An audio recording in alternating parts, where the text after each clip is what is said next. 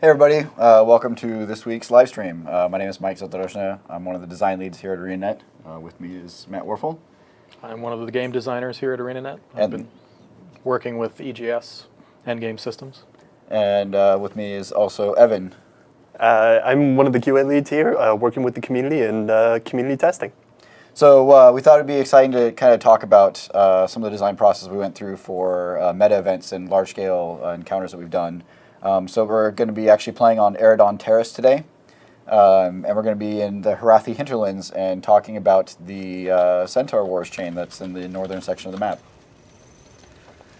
All right, so let's start from the very beginning. So Matt and I both worked on this map before we actually launched the game. You want to talk a little bit about in terms of kind of what we were thinking of when we were trying to design this original massive chain from the very beginning? Sure.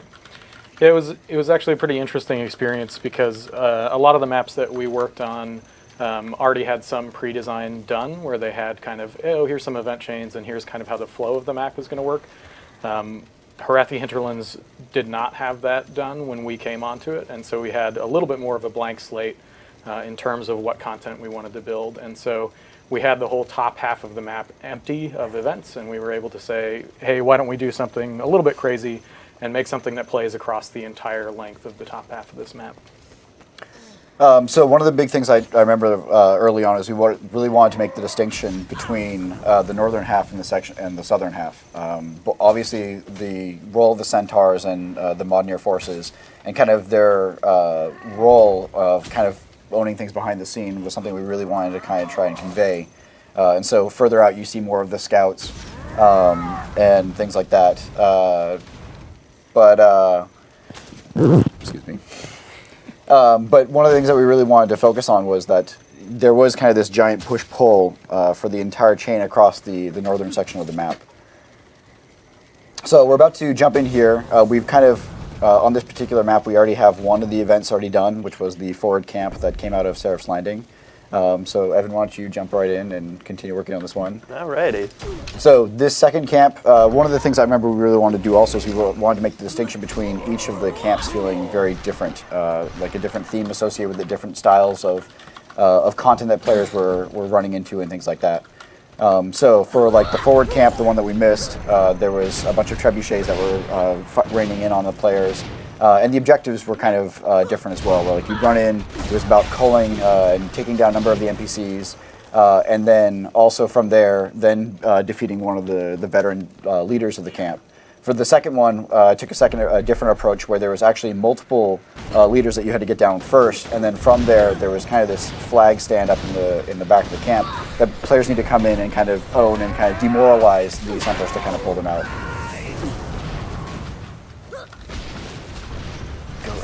Gonna beat up these centaurs first. Now be the hero of the day. Yeah, with a long event chain that goes across kind of the entire north half of the map, we wanted to make sure that the moment-to-moment events actually feel very different in terms of the objectives that you're playing. So there's a large mixture of capture and hold points, followed by defend, followed by go and take out specific individuals or go and take out gadgets. We tried to vary up from event to event the kind of objectives that the players do. And then one of the things I remember we distinctly wanted to make sure was that there really was kind of this push-pull feel where as you were claiming territory that the Centaurs really didn't want you to hold that. So each time you were taking one of the camps, especially further in, you'd have to do some sort of defend again or trying to hold them to kind of prevent them from retaking the territory. So we're slowly making our way across now. Nice job. We are so good. We're waiting on the Bukas to get in gear.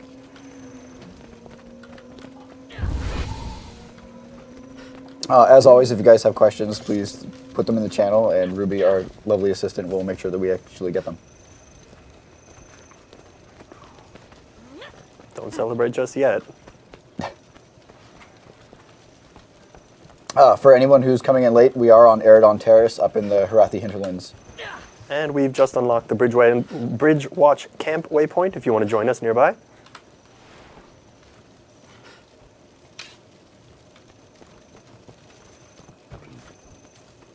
Taking their time. All right, reports are coming in. The Mondiers are gathering to attack.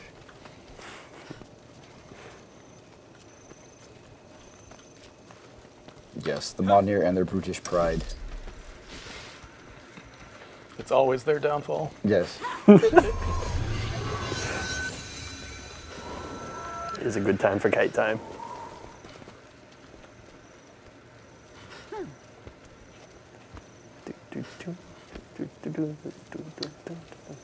One of the things we did want to focus on when we were actually building this map was we wanted to tie in a bunch of lore and history to GW1 and really kind of play into some of the history that really ties up into all this stuff. So we have a question here. What is the design process for a meta event? It really starts at the base level where we need to understand kind of what story are we really trying to tell here. One of the core things we want to do with our meta event change is make sure that it's all kind of encapsulated, that we're telling a distinctive of story of what's going on, but at the same time we also want to make sure that there's enough play and that each of the events really feels distinct and rewarding as well. Because if you run into a situation where you've got like one event chain that's takes 15 minutes to do, usually we'll try and break it up a little bit so that at least you feel like you're getting checkpoints along the way.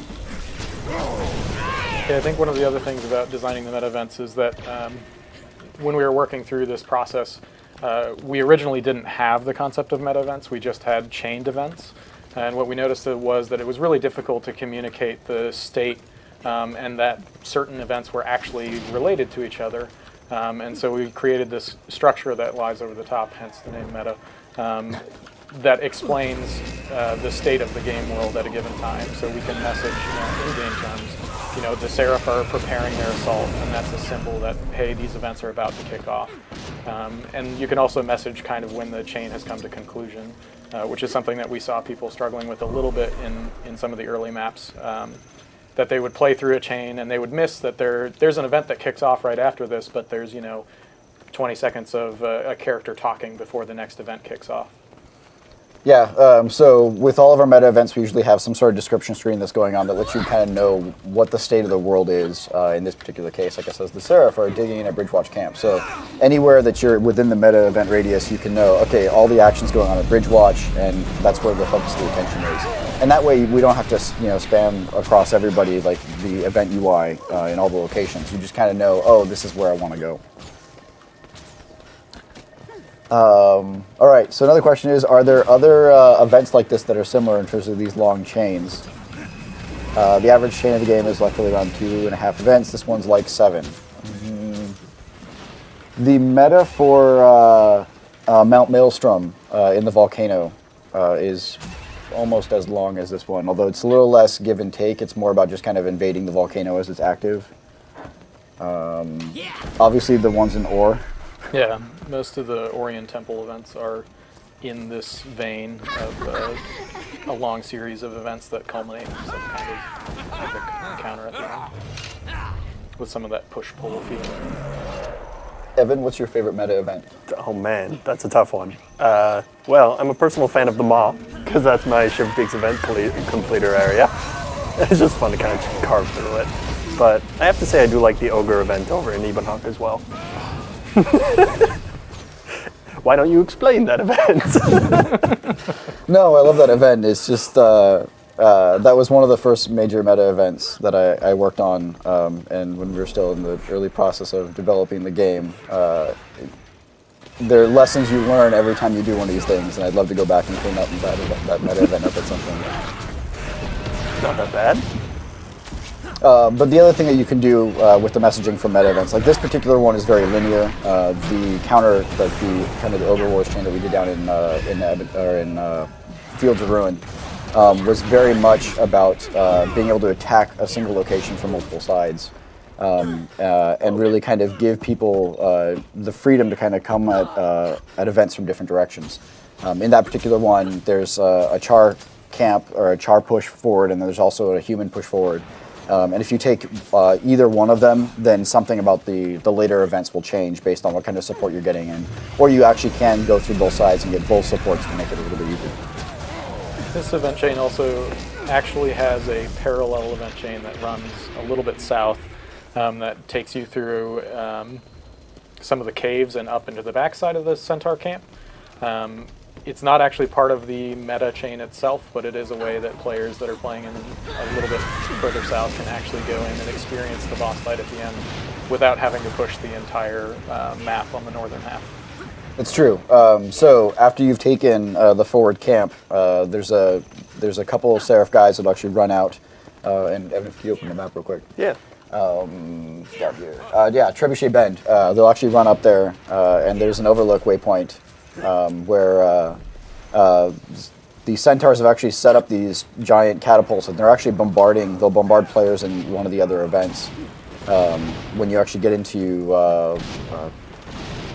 Triple Threat, I can't remember the friendly name for it. You can look at the map again real quick. Open it up. There we go. The Junction Camp Waypoint. So they'll actually be shelling in that particular area. So if you actually do take that lower section, then the catapults won't be there. It actually does spawn another chain that continues further into the caves, which will actually unlock a back door into the Mondir camp. But what about you? What's your favorite meta event? It's a tough question. I'm tempted to cheat and say that this is my favorite event chain. Not because I worked on it, but because it does have that long push-pull feel, and I have a lot of great memories about working on this. We were under a little bit of a constraint in terms of time frame to finish this map. And Mike and I and our friend Leah, who also works here, had to power through and basically work nonstop on this for a little while. And so there's a lot of fun memories about how we came up with some of these ideas and how loopy we got late into the nights when we were working on some of this stuff. All right, so now we've successfully defended Bridge Watch, which means that we're going to be pushing into the Junction Waypoint area.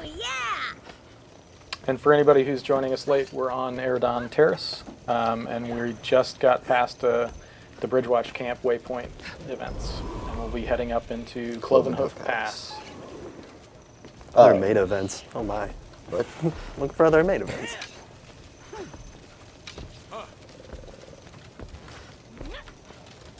Someone's dropped a merchant to dump all that junk.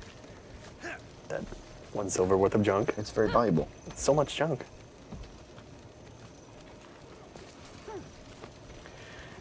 One of the other things that ended up happening with this event chain, because we had 3 separate designers working on it at the same time, we had to compartmentalize the portions of it. And so you have a series of key NPCs that take you kind of through the first third of this event chain, and then there's a separate set of NPCs that take you through the second portion, and then there's a third set of NPCs that show up and take you through the final portion. It was actually interesting in that that way of compartmentalizing stuff made it a lot easier to debug, and you had a lot less issues when we were developing it in terms of each portion of it was kind of isolated in terms of the agents that are at play. Yeah, no, that was definitely, I mean, it kind of worked out that way, but it was definitely, like I was taking the beginning portion of this. I think you took the middle portion, and Leah was working on the end, and then I took the final boss. Yeah, and then I came in again and fixed all my stuff. There were no bugs, Mike. I was just polishing the whole time. Oh, good, good. So for new players who have been joining us, if you're not sure what a meta event is, one of the things that we do in Guild Wars 2 is we try and compartmentalize and tell individual stories of particular sections for what you'd see in terms of UI and what this means. If you notice in the top right corner on Evan's screen, it says the Seraph Assault on the Centaur Camps. This is kind of the theme of what this particular meta event is. We kind of collect a bunch of events that are all tied to this particular theme, and it'll all fall under the same UI heading. So like in this particular case, the group event of capturing the camps before more centaurs arrive is actually in the same kind of window. So if we ran into another event, you wouldn't have the same kind of background that's there. So we do kind of let the UI help you understand which events are tied specifically to the meta. And this kind of allows us to tell kind of these longer event chains and let players know that there's multiple stages to these without extra work. Yeah, it's really that extra layer of UI lets us solve some of the messaging problems, particularly when events are ending and transitioning to another event, or when the next event is going to start in an area that's slightly separated from the first event in the chain that you're playing. We wanted to be able to have text on the screen that basically says, hey, the story of this area is the Seraph and the Centaurs are battling back and forth for control. When you load into the map, you should be able to go into that region and look at your screen and say, like, oh, the war front right now is in the middle of Ridgewatch Camp, or it's in the middle of Cloven Hoof Pass. And players can easily go to that area and feel like they start participating.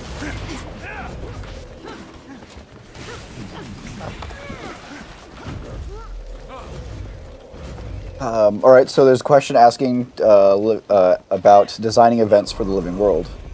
So one of the things that's a little bit different for Living World versus kind of the events that we've designed on an existing map is that there's an individual story that's happening on each of these maps, or a theme that kind of runs throughout. In this particular case, it was all about the war against the Centaurs. And we kind of talk a little bit about it, like in Queensdale, and you see a little bit in Kessex Hills as well. And this is kind of the culmination of this kind of ongoing war between the humans and the Centaurs.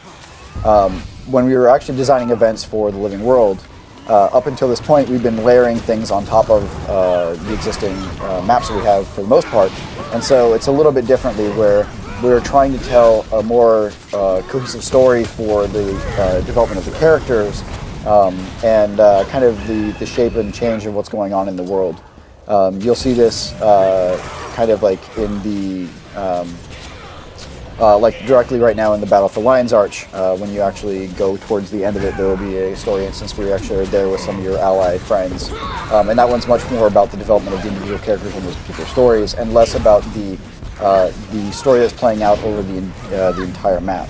The difference, though, for Living World is that we actually do want to change where we're going in terms of what Teicheira looks like and the shape of the world in the future.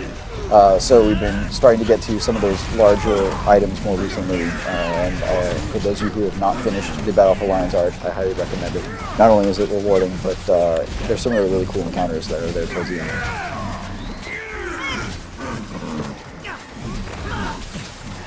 All right, so we actually have two events here that are a little bit overlapping. One of them is directly tied to the meta event, and one of them is not.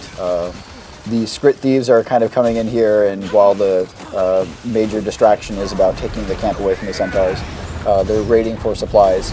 But the individual, the event about the Skrit itself doesn't necessarily fit towards the war effort between the humans and the Centaurs per se, which is why it doesn't necessarily fit for this particular case, which is why it's not tied to the event. But you want to talk a little bit about this event?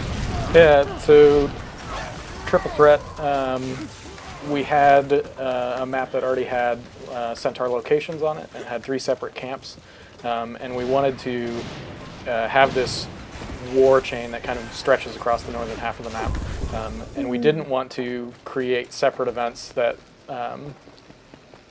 create a lot of excess messaging in terms of, hey, you need to take all 3 of these camps, but you need to take them in roughly the same time frame. And so this is where we started to experiment a little bit more with having an event that has multiple objectives and kind of stages of objectives that change. So after you capture the first war camp, Junction, I believe is the name of it, you have to split out and take 2 of the other camps simultaneously. You can also choose to do what we're doing here, which is take one of them and then take the other, but there's a timed element to this. And I think it ends up feeling a little bit more unified because it's one simple event. It's not really a simple event, but it's one event that all of the messaging is contained within one event on your UI, and so you're able to move between the 2 camps, go back and forth, and you don't have kind of 2 separate distinct events, and you don't necessarily have the players splitting or feeling like they're diverging or not understanding what they need to do to progress the meta event to the next portion. One of the things we also wanted to do is kind of give a little bit of different feel to each of the camps. So you'll see even like the types of spawns that you'll run into, the types of creatures, will be different from camp to camp. Because we definitely, like I think in this particular one in the south, we wanted to be more about the pets, and so it gives them at least a subtle little difference going from each of them. Ice OP. One of the questions came in, have we ever thought of changing some of the events so that they evolve as a story? There is definitely the case that we did a little bit. Like if you look at what's happened with Kessett's Hills over the past 4 months, we have changed up the map a little bit. Some of the events had to get either removed or adjusted so they'd actually be there. One of the things that we do have a decision where we want to make sure that we're always adding things to the game. We're making things more interesting. There's a lot of love and hard work that went into making a lot of these maps. So if there's ways that we can save a lot of the work that we've done, that's obviously something we want to do. But we do want to always talk and think about how we can change what's going on to make it play a little bit differently, especially as like the living world kind of starts to roll through more and more of these maps. Hooray, go guys. We are so good at this. Go team.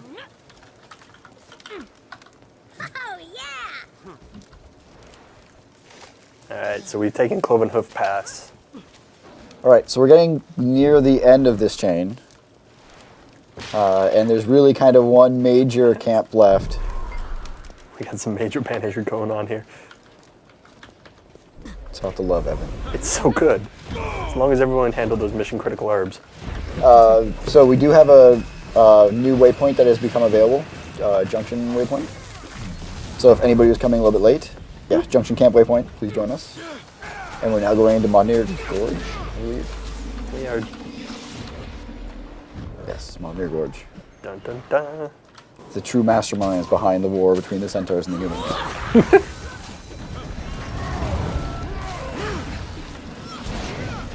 I want to thank all the kind bukas coming out to help us today. You are wonderful meat shields. And this is where I might die, so. Don't abandon your guy. Captain Edwards needs help. Where's Captain Edwards? Look at the map. He hasn't got inside yet. He is not even Actually, I think close. it's a she. There's no time to look at the map. She's not even close. There's plenty of time. Yeah, she's making a long run over. That's a different thing. All right.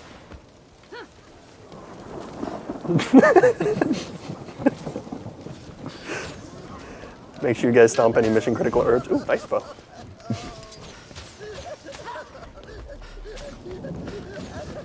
We are.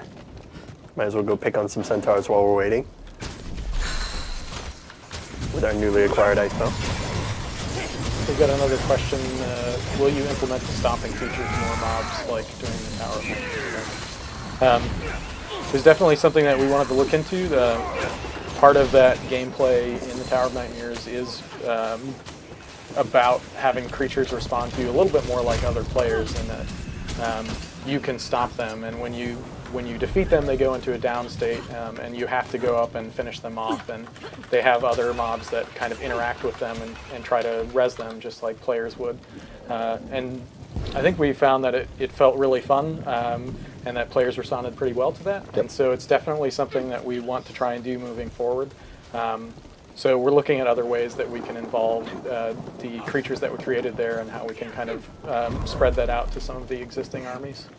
We also recognize that it does increase the challenge a little bit more, so you won't necessarily see this showing up more in the early game. We definitely want to kind of play to the strengths and let players kind of adjust as it goes on. So you might see this more as the living world stuff starts to evolve a little bit further, but it won't be something you'll probably see game-wide.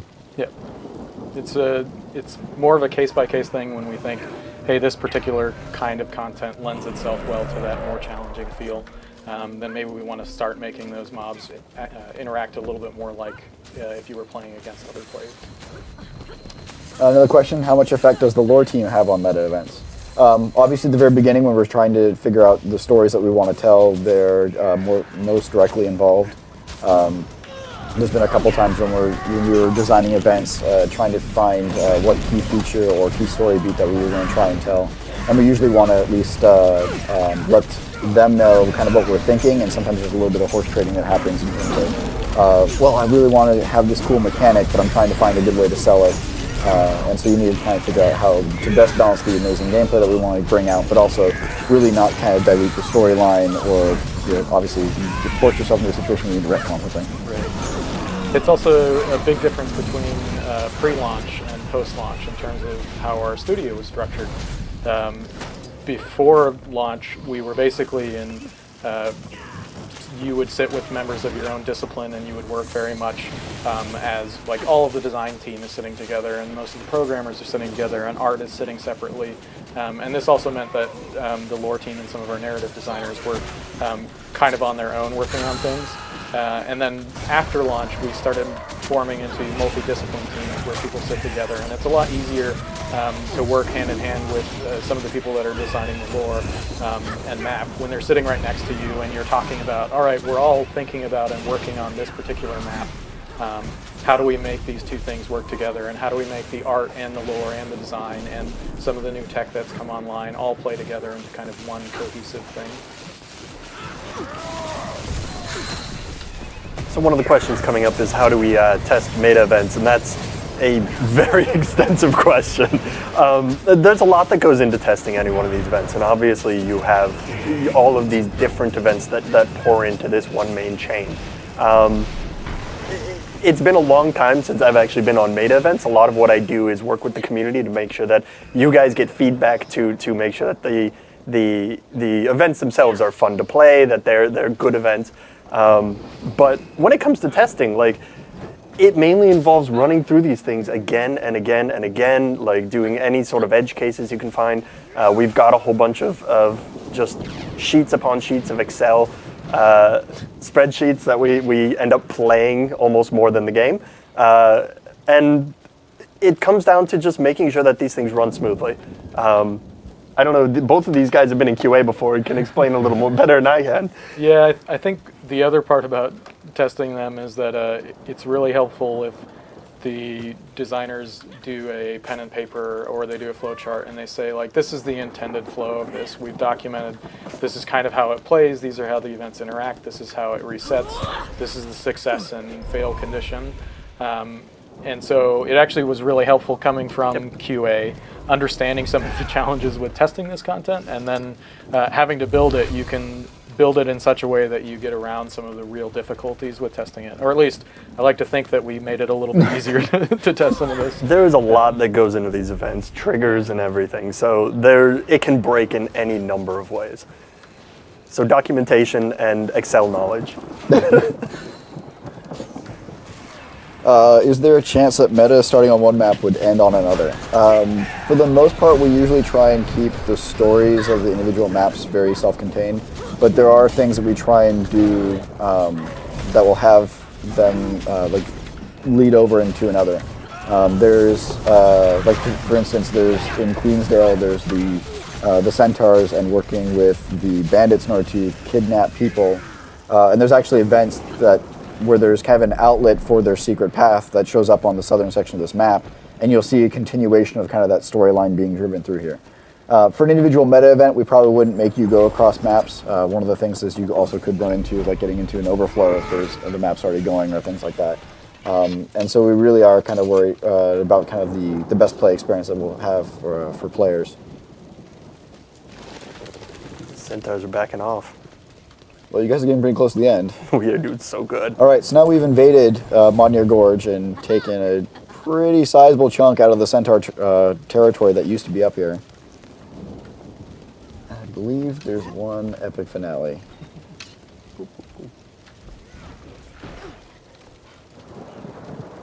We are gearing up for this. We're ready to go.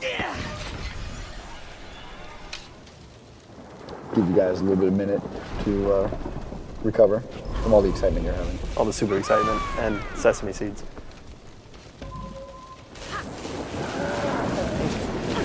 And for anybody that's just coming in, we're on Eridon Terrace, and we're all the way in the northeast corner of the map, deep in the heart of Centaur territory in Modnir Gorge.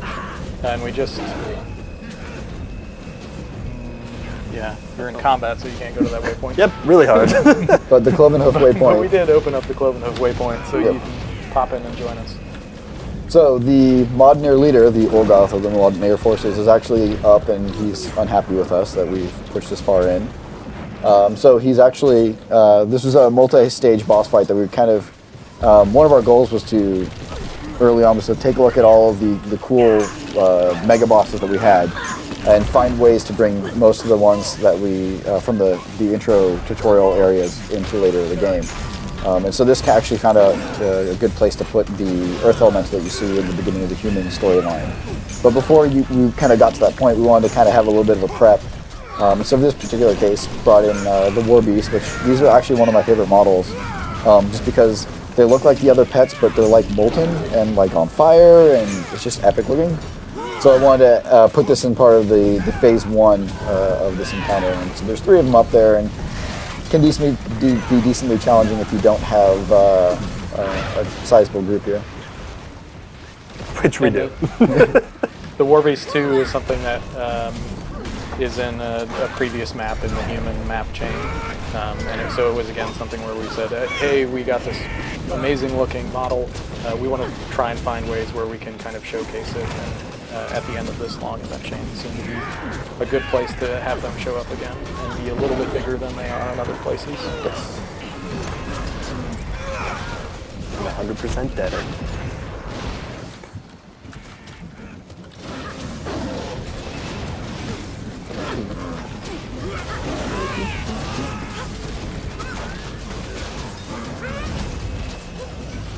Although it took a hit.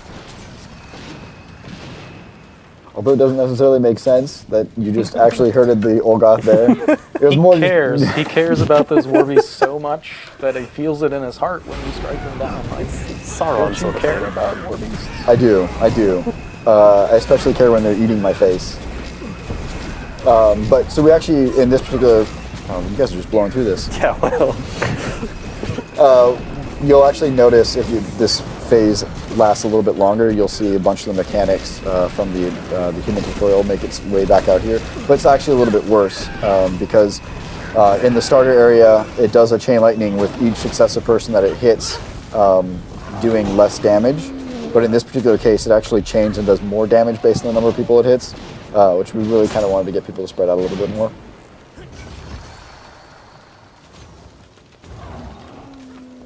All right. So now we're into the actual final phase. Oh, also I forgot about the summon winds. Summon wins. I love these things. Just running around knocking people over. So we're in the final phase of this particular encounter. He actually comes down, the Olgoth, and he's got a pretty nasty fireball that he shoots out at people. I think we had to nerf it a couple times because it used to add a lot of fire damage to players.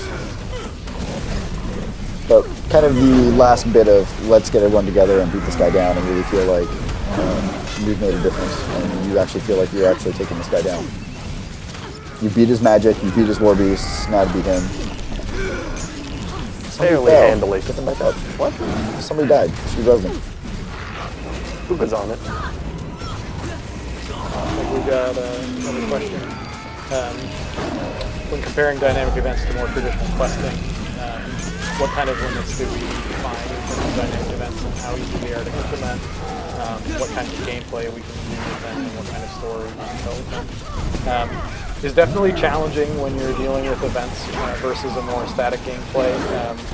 We have to account for players coming into these things in the middle of them happening. They might not be at the start location of the event anymore, so we had to solve some messaging and UI challenges as to how do we tell people the state of this thing if you come in the middle of it. How do these things adapt to multiple players being around? So definitely a lot of challenges. Yes. I think it was a learning process where we kind of figured out that it is a different kind of storytelling than it is with traditional questing. Yeah, you might want to expand a little bit on that, Mike, but it is a very different kind of storytelling, and it is something where we focused on kind of having the visuals on the map and the things that you see when you come in, being able to assess that and say, hey, this place is really under attack, or this is a war front because I see the two forces meeting in game, and I can understand on that visceral level that I know what's going on here and I know how I can help. And I know the story of this area because I see it happening, and that's one of the advantages to dynamic events, is that they are dynamic and they do move around the map and they feel like things are actually happening. It's also challenging because they do need to reset, and we need to have players play them again. And so, for instance, now that we've beaten this boss, we have to figure out, well, how do we reset this chain, and how do we make it feel like it resets in a way where you didn't lose all the progress that you made on this map. One of the ways that we tried to do it in this particular map is that it's divided into thirds, and the top left third is largely player and friendly controlled, and the middle is something that can switch control. The centaurs can own it and the players can own it.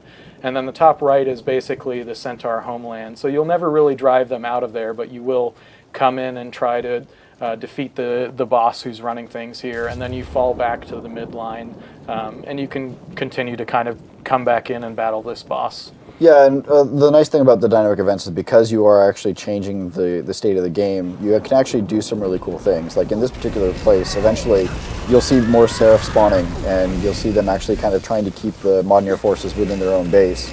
And as we kind of get in this particular case, we do want to make sure that there is some gameplay, so there will be an automatic pushback to, I think, to the Junction Waypoint event. And that way, like, there's still something for you to do if you come in a little bit late. You were talking about the messaging being a little bit challenging and making sure that people who are coming in late know kind of what the state of the world is. And we kind of saw that to some extent with the meta event text here, because oh, this is where it is. Like if you come into the map right now, the Seraph control the Centaur camps. You know that there's not necessarily going to be a drastic push at this particular point. But I mean, the Modern Air Forces will slowly push out a little bit more. They'll regroup their forces. But we do, things that allow you to, like you'll see that the Seraph have a bigger control here. There'll be more merchants that are opening up. There will be new resource nodes that you didn't have access to before and things like that. And with the dynamic events, it at least allows you to kind of feel like when a group comes in and takes something, there's a change to the world that allows everybody who either took place or came in a little bit late to gain access to those rewards before things kind of start to reset themselves a little bit and things like that. I think one of the other big pluses for us with dynamic events is that the story of this area and the story of this map becomes about the player and the group of players working together to kind of roll across the top of the map. And so some of the things that we want you to get out of this is that feeling of like, yeah, I was part of a really big group of players that were moving together to affect the whole northern half of this map. And that can be sometimes a little bit more difficult to do if we were doing a traditional questing style system that's a little bit more single player friendly. So we wanted to, most of our events they will work for single players, but the game plays and feels really good when you have other players around, and we really tried to go out of our way in terms of mechanics and also the way that events work to make sure that players, when you see a player, you're saying, oh man, there's another person around. Like, I'm going to come together with them, we're going to help each other, we're going to try and find an adventure to do together. Very much so. I don't think there's anything else to say on that. It looks like we have some other questions. Do dynamic events hold us back in terms of what we can do lore-wise, since their very nature? Dynamic events happen multiple times an hour or a day, making unique story timelines harder to do. We did try and, it was a conscious decision to separate out kind of the personal storytelling that you see to the more repeatable content that you see like in the dynamic events. You can still do cooler, kind of hidden one-off things in this particular map. If you go check out the Tomb of Sol d'Alessio, I believe it is, in the southwest corner, there's some cool hidden stuff down there. But it does mean that you can't do things like, if you have a named NPC, you don't really want to kill him off without some kind of cool lore explanation of what's going on or why he's getting replaced. And sometimes those we cheese around some of the rationale on that one. I remember the running joke was the captain down at the bottom of this that gets captured by a spider. Yes. You said that he had like 500 twin brothers, and so it was always a different captain. Yes. They all just sound very similar. They all sound very similar, and they all have the same last name. So it's always the rank, the title, and the guy. It's so if we lose him, one of his brothers will come and take over the unit. So you do have to be a little bit creative sometimes. But yeah, I mean, there are some limitations, but I think the cool gameplay moments you get where you're naturally bringing people together, like especially like when this event's going on, or any of the meta events, you'll see naturally players will come together and want to get these, take down these challenges, and that far outweighs kind of some of the limitations that we've imposed on ourselves.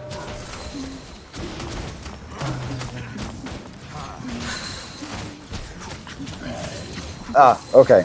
So somebody was mentioning that a guild member pointed out that this event is rather odd because he talks about fighting wind, and then summons Earth Elemental.